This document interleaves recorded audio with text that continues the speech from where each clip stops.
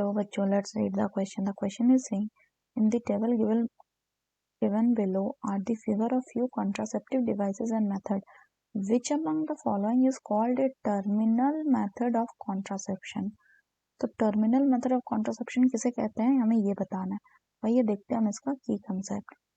तो अगर हम बात करें इसके की कंसेप्ट की, तो इसका की कंसेप्ट हो जाएगा methods of contraception. Methods of contraception. Contraception वो प्रोसेस है जिससे कि हम प्रेगनेंसी को प्रिवेंट करते हैं। अब अगर हम एक के बाद एक सबकी बात करें तो पहला जो है ये क्या है, this is copper T.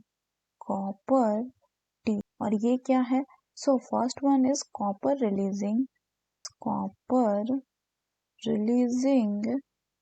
IUDs.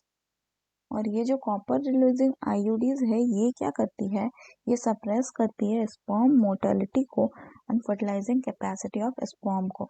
दूसरा है तो सेकंड क्या है आपका, सेकंड है आपका कॉन्डम। कॉन्डम क्या करता है, ये जो है कॉन्डम है, लेकिन इसमें भी ये कैसा कॉन्डम है अगर बात करें, it is a male condom.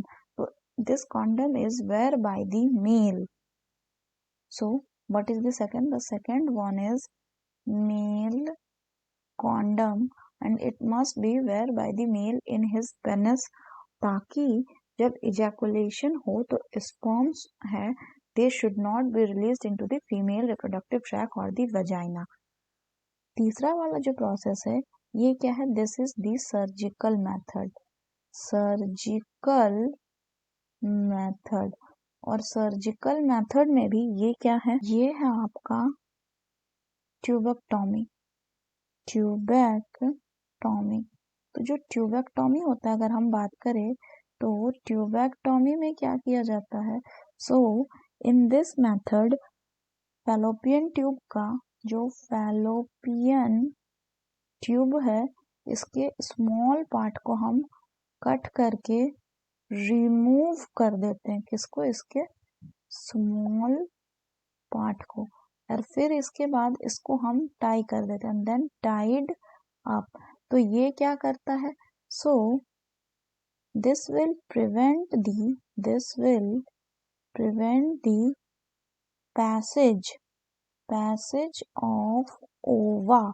तो जो सर्जिकल मेथड्स होते हैं इनका मेन जो एम है वो होता है टू प्रिवेंट और to block the gamete transport and, और इसीलिए क्या होगा, फर्टिलाइजेशन प्रिवेंटेड हो गया।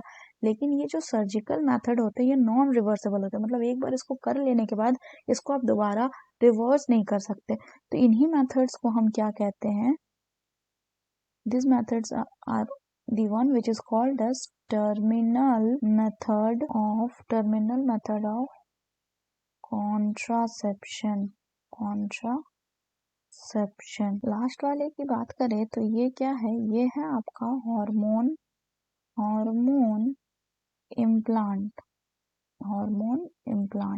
तो ये जो हार्मोन इम्प्लांट है ये ओरल कॉन्ट्रासेप्टिव पिल्स की तरह ही काम करता है और ये ओव्यूलेशन को ब्लॉक करता है, साथ ही साथ सर्विकल म्यूकस को ये थिकन करता है ताकि स्पर्म का जो ट्रांसपोर्ट है वो क्या हो सके, प्रिवेंट हो सके। और इसको जनरली इम्प्लांट किया जाता है सबक्यूटेनियसली यानी under the skin. So that's all for the question बच्चों, hope you understood it well, best of luck।